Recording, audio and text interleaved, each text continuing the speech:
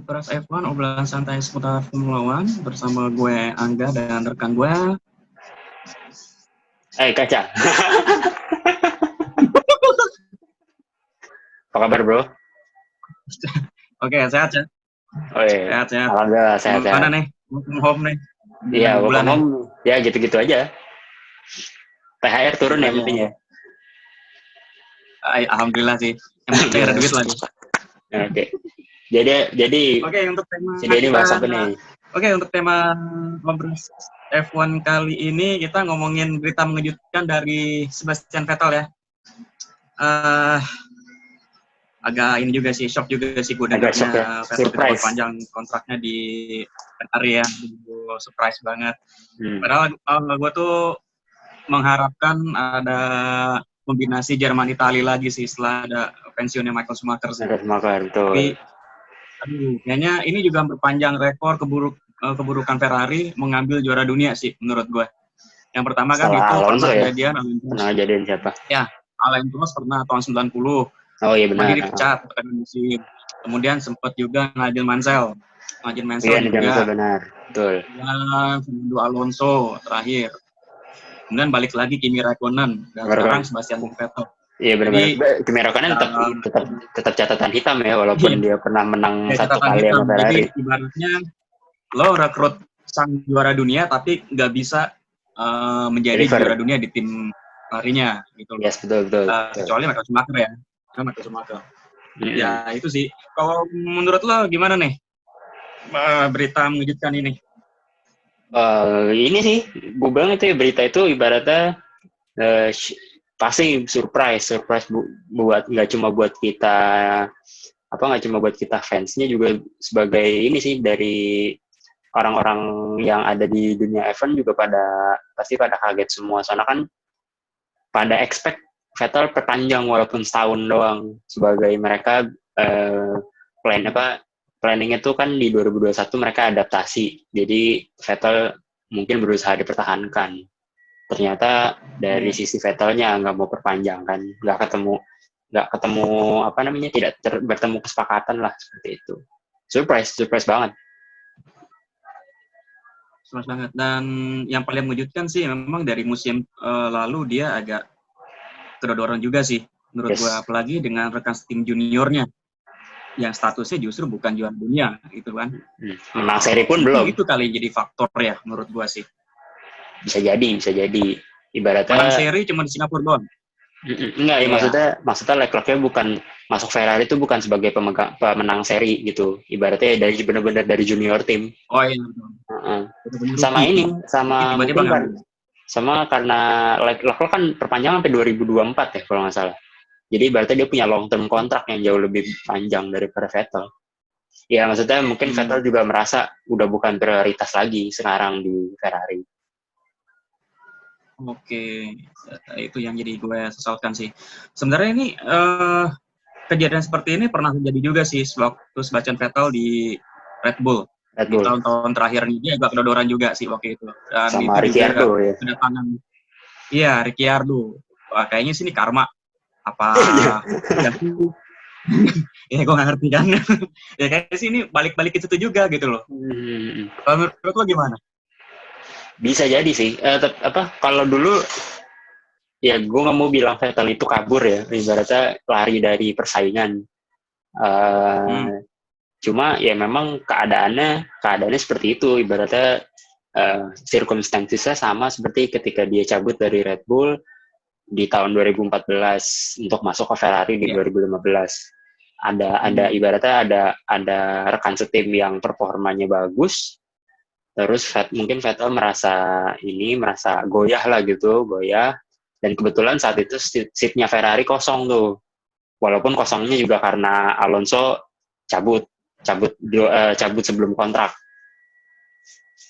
Tapi ya mungkin memang tapi dari sisi Ferrari-nya juga sih nggak bisa deliver ibaratnya lu udah 5 tahun Vettel udah 5 tahun di Ferrari terus 2 tahun berturut-turut hampir jadi ibaratnya sudah jadi contender tapi gagalnya tuh mungkin oke lah dia ada porsi gagal karena keteledorannya dia, tapi ada juga porsi dari timnya, mulai dari strategi atau mulai dari banyak faktor yang dari timnya, jadi bukan purely dari Vettel doang gitu. Mungkin gerah lah, udah gerah.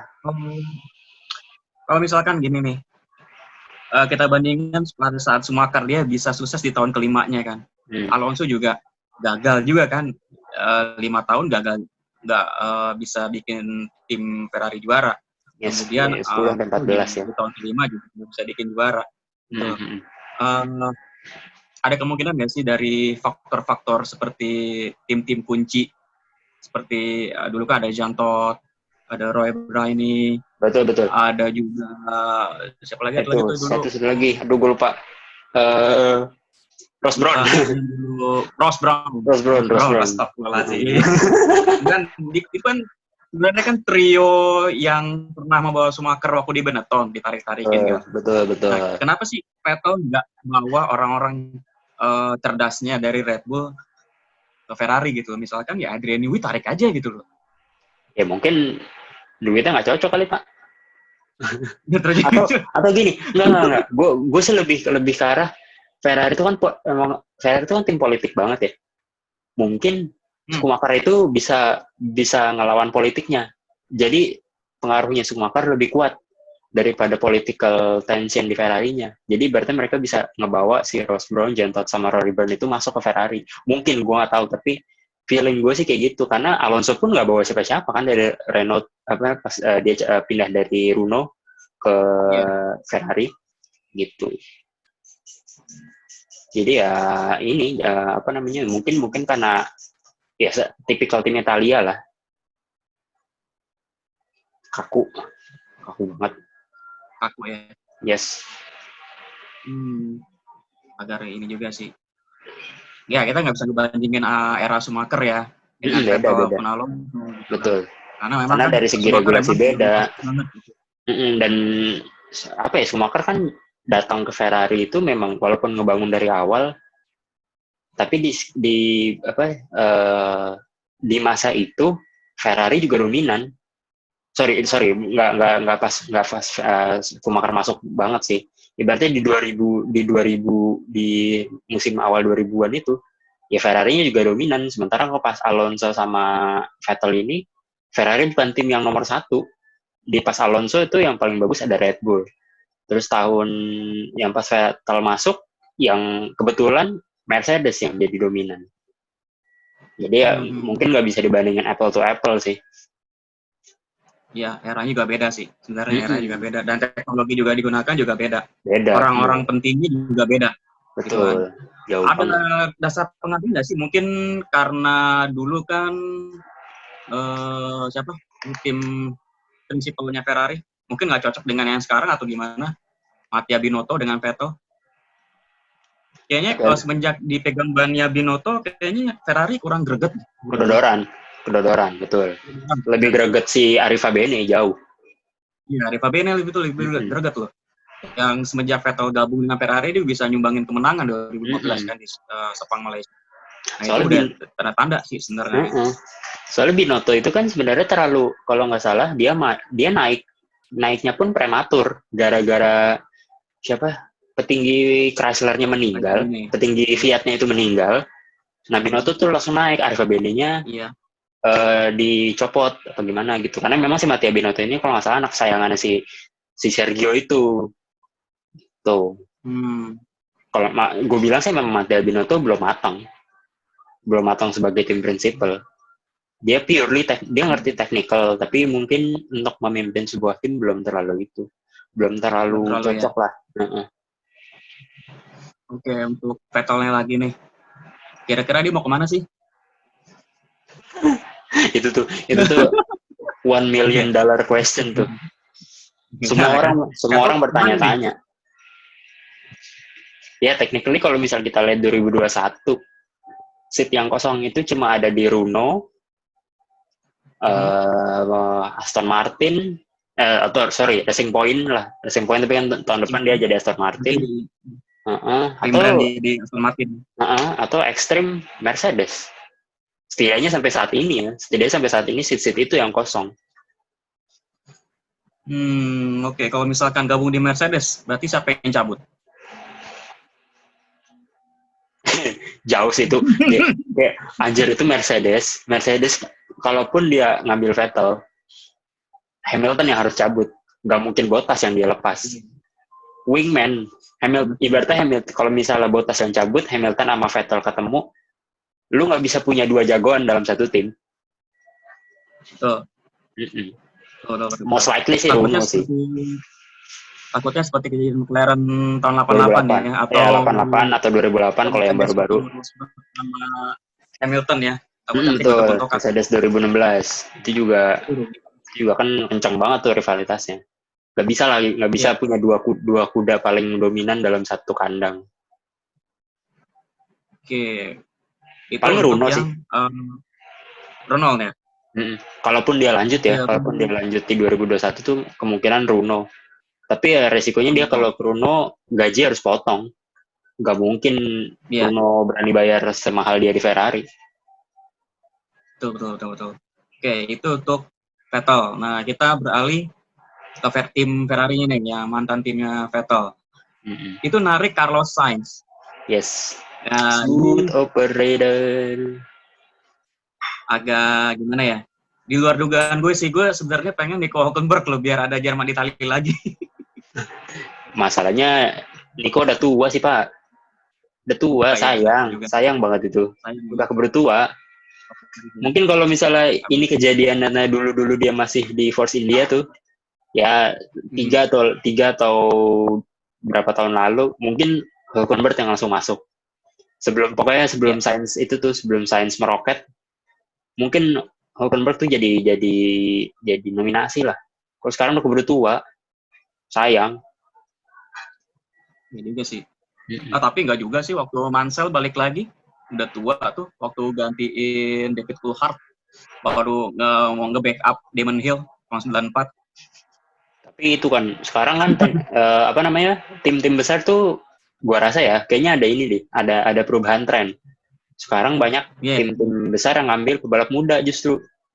Kayak Red Bull sekarang kombinasi pebalapnya muda banget kan, Verstappen sama Albon. Terus tahun kemarin Sainz sama Norris itu juga muda banget. Gokil sih. Kayaknya sih memang ada perubahan tren. Ferrari-nya juga ikutan sekarang. Mereka dengan tahun depan mereka punya lock sama Sainz itu. Kalau nggak salah dia pairing termuda loh. Pasangan driver termuda sepanjang sejarah Ferrari. Kalau di total rata-rata usianya tuh. Dan merubah tren Ferrari juga sih, tidak mengambil pembalap senior. Yes, betul. Sebelumnya kan memang kan di era 90-an kan ngambilnya kan Jan Alesi Berger. Tua juga. Lagi ada Prost juga, ada Nigel Mansell, Eddie Irvine. Udah senior lah. Iya, tua. Maksudnya ya nggak pernah kepikiran ngambil pebalap muda. Makanya pas kemarin mereka ngambil Leclerc kan lumayan surprise juga tuh, langsung dinaikin. Ya, karena Leclerc itu kan akademi Ferrari dulunya kan, dan dia dititipin di Haas. Di Haas, bukan di Sauber dulu. Dia debut di Sauber. Sempat dititipin di Haas ya? Gue lupa sih kalau dititipin di Haasnya, gue lupa. Ya, tempat dititip di Haas dulu, jadi pengganti Gutierrez waktu Friday practice. Latihan itu. Cuma itu doang ya, driver doang ya. Iya, gue berpikiran ke arah sana sih, mungkin karena Leclerc dia akademi Ferrari. Betul. Tapi kalau Sainz, dia kan besar dari Toro Rosso. Iya, besar di Toro Rosso, berarti Red Bull Academy. Karena Sainz kan jatuhnya sekarang buangan Red Bull. Sainz itu tumbuh bareng Verstappen. Verstappen keburu naik, Sainz-nya kelompat nih ibaratnya nih. Sainz-nya kelompat nih di Toro Rosso. Akhirnya dia cabut kan tuh dari Toro Rosso, cabut ke Runo. Di Runo ternyata melempem juga, ditarik McLaren. Di McLaren, di McLaren potensinya keluar semua. Emang darah balapnya nggak bohong. Tapi jalan hidupnya Sainz mirip Alonso loh. Jelas. Gokil sih itu. Mirip banget. Gokil parah. Dari Minardi. Minardi Toro Rosso. Pernah di McLaren. Pernah di Renault. Pernah di Renault juga. Sekarang masuk Ferrari. Beda nasib aja. Beda nasib, jelas. Beda nasib. Beda nasib doang. Nasib yang Alonso masuk Ferrari sebagai juara dunia. Oke, itu untuk sains sekilas ya. Kemudian karena McLaren bangkunya kosong, berarti ada yang masuk nih. Dan yang mengisi adalah Daniel Ricciardo. Gila. Oke, gila, itu juga surprise sekali itu. Kalau bingung ya, ini juga apa ya, puzzle yang mengejutkan. Ricciardo nggak ada di bursa kan tadinya. Ibaratnya Ricciardo nggak ada di bursa pebalap McLaren tadinya. Justru Ricciardo itu tadinya dijagokan untuk ngerebutin seatnya Ferrari justru. Gue bikin sama juga. Yang ternyata akhirnya diambil Sainz, mungkin ya karena ada seat kosong di McLaren. Dan kayaknya kalau pertimbangan dari si Ricciardo itu karena tahun 2021 mereka mau pakai Mercedes kan. Jadi balik lagi. Ibaratnya mesinnya mungkin karena dianggap akan punya mesin yang mumpuni, sasisnya McLaren sekarang bagus, dan ibaratnya ya kan trennya McLaren kan lagi naik kan dari 2019. Mungkin diharapkan si McLaren ini bisa bantu Ricciardo buat jadi race winner lagi. Kita tahu lah. Benar-benar kan kita tahu. Kenapa? Iya, kita tahu Runo sama Ricciardo melempem kan cuy. Nggak terlalu ibaratnya tidak seperti yang diharapkan oleh Ricciardo ternyata. Justru dia kayaknya nyesal deh keluar dari Red Bull. Iya, ember. Itu malah bagus pakai Honda. Kalau nggak karena duit sih tuh. Runo kan nariknya lumayan. Waktu itu. Gitu. Saya ingat gue sih Runo itu nariknya lumayan. Makanya dia berani cabut. Cuma ternyata melempem. Memang sial sih kayaknya, emang sial aja waktu itu. Pindah ke Runo aja tuh emang apes. Cuma lagi jelek-jeleknya. Jelek-jeleknya. Tapi ya ini. Lu siap-siap ini sih. Ricciardo sama Norris jadi sobat driver kocak. Oh iya benar. Sebenarnya Sainz sama Norris juga kocak sih sebenarnya. Ntar banyak meme F1 ya, nanti dia berdua nih kreatornya nih. Iya benar. Ya kita pengen sih ya ada pairing yang aneh-aneh gitu kan. Iya, yang fun.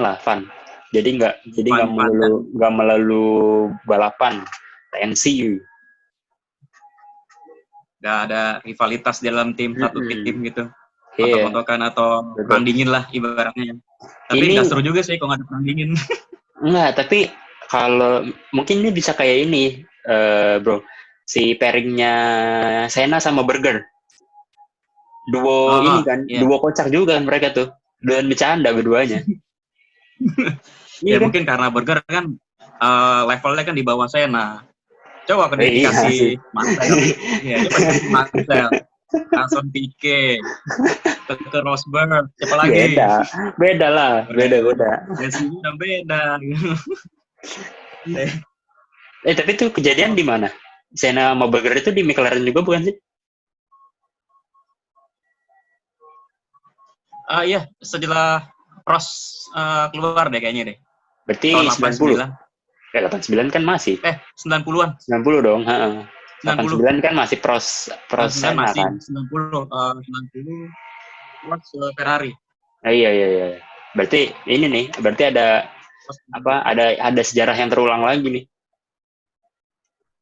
Nah iya, deja vu, gue bilang. Deja vu, benar-benar. Ya kan, yang pertama Vettel tadi kan. Itu. Terus apalagi yang Ferrari ngambil juara dunia tapi nggak pernah ada yang juara setelah itu. Betul. Apalagi itu Sainz sama Alonso.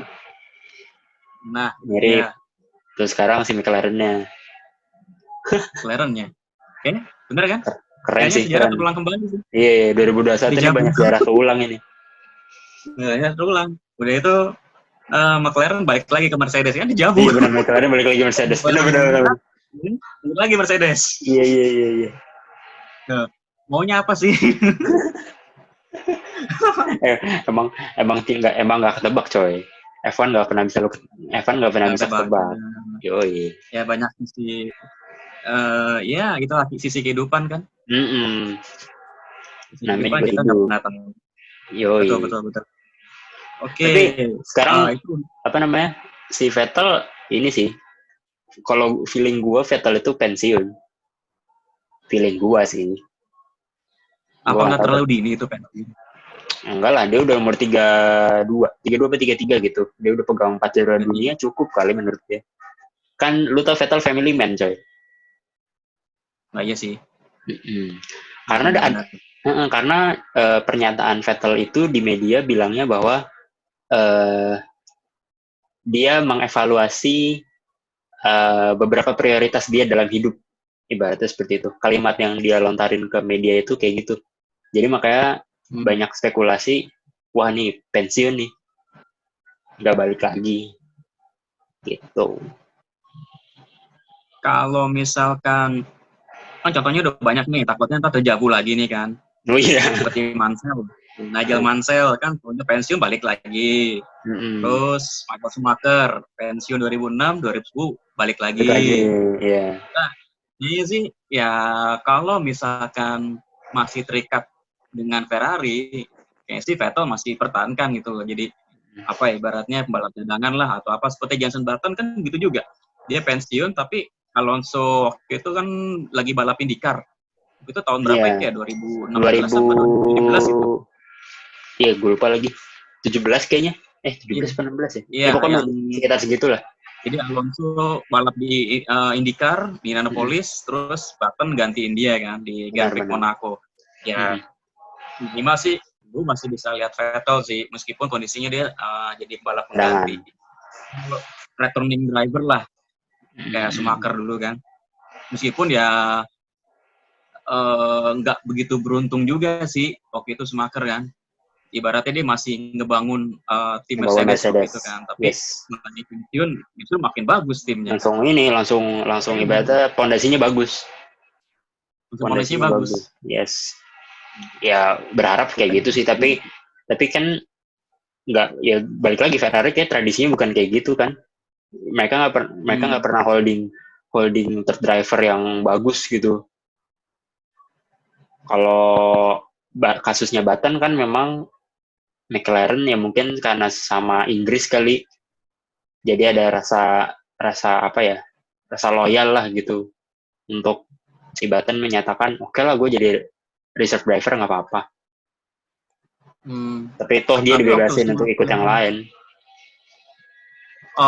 Waktu Schumacher dia pensiun itu dia masih jadi tim konsultan Ferrari tuh waktu itu. Siapa? Oh iya, Schumacher, betul. Iya, 2000. Vettel nanti bisa begitu juga gitu loh. Benar. Penting sih dia masih in charge di Ferrari, jadi dia nggak ibaratnya masih memantau lah tim dia gimana gitu kan. Itu lebih bagus sih dibandingin dia harus keluar. Make sense, bisa jadi. Tapi balik lagi, Michael Schumacher kan dipercaya jadi konsultan ya karena dia yang membawa Ferrari juara kan ibaratnya.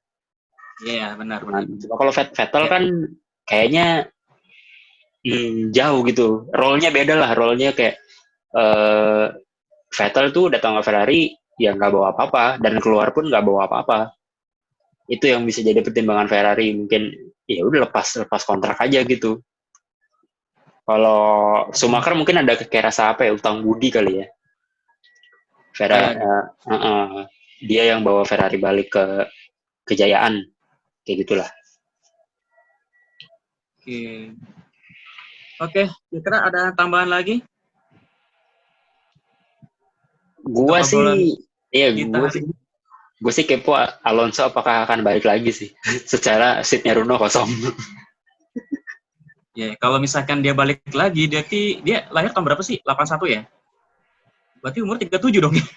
Iya, dia tua. Dia kalau nggak salah sekarang paling tua kalau misalnya maksudnya kalau misalnya dia masuk, dia salah satu yang di atas 35 tahun selain Kimi. Kimi kan Kimi kan 40 sekian kan? Kan dia Kimi 79. 41 tahun sekarang ini dia. 41 tua kan anjir. Tua banget misalnya. Lu tuh masih pengen ngebut aja tuh Raikkonen tuh. Cuan Pak, dibayar sama bercuan. Mau lah. Mau ya? Gak ada tuntutan juara. Tapi, jadi taruhlah kalau misalkan nanti, ya kalau dari segi usia kan, Alonso kayaknya, ya gue agak-agak ini juga sih, ya faktor usia kan belum bisa menentukan untuk bisa bagus apa enggaknya kan. Betul. Minimal Vettel sih bisa masuk ke posisi Renault menurut gue sih. Karena kan dari segi usia kan ya lumayan lah, masih 34 itu kan masih masih tergolong muda. Masih produktif lah. Ibaratnya kan masih bisa untuk bersaing. Daripada naik Alonso. Pengen begitu sih. Benar. Dibandingkan dengan Alonso. Kita berharap yang terbaik aja lah. Tunggu aja. Tunggu berita lebih lanjut. Seperti biasa. Lanjut. Ya, kalau misalkan Vettel bener-bener leave F1 sama sekali, berarti di grid tahun 2021 cuma ada 2. Yang statusnya juara dunia. Betul. Ya, Hamilton sama ya belum tahu. Raikkonen juga belum tahu kan bertahan apa enggak. Belum tahu ya. Iya, kalau Hamilton gue yakin bertahan sih. Dia masih punya rekor yang harus dikejar soalnya. Oh iya, race terbanyak ya. Race terbanyak sama juara dunia. Dia masih juara dunia tertua. Iya, juara dunia tertua terbanyak. Kalau misalnya nih, kalau misalnya 2020 bukan dia yang menang. Ya mungkin akan akan consider lah, ya nambah lagi setahun 2021 lah sambil nunggu George Russell siap buat dinaikin dari Williams ke Mercedes. Feeling gue sih Hamilton bertahan sih. Oke, itulah obrolan santai kita mengenai Sebastian Vettel dan beberapa pembalap yang secara mengejutkan. Silly season sudah berjalan meskipun race-nya belum dimulai. Belum berjalan sama sekali. Tapi silly season udah mulai ada perombakan pindah sini pindah sana, dan yang mengejutkan memang Sebastian Vettel sih. Dan jujur semenjak ada pengumuman breaking news Vettel tidak berpanjang, gue kayaknya shock banget karena gue pengen banget masih ingin denger lagi national anthem Jerman Italia di podium sih. Ya, will sih lah. Jerman masih tunggu Mick Schumacher. Tunggu Mick Schumacher naik. Oh iya, kelamaan ya juga sih. Nggak apa-apa, anggap aja 2026. 2026 ya, kelamaan dong. Udah lagi ngapain ya karena gue 2026. Masih nonton F1 kayaknya. Oke, itulah obrolan santai kita hari ini. Jika kalian suka bisa klik like. Kalau misalkan kalian ini melihat ini bermanfaat, kalian bisa klik share. Yang sambil berbagi. Kemudian kalau misalkan kalian suka, kalian bisa subscribe. Kalau misalkan ada saran ataupun kritik, bisa di komentar. Oke, demikian dari gua dan rekan gua. Dari sekian dari gua Kaca. Oke, see you in Obras F1 selanjutnya. Bye. Ciao. Bye.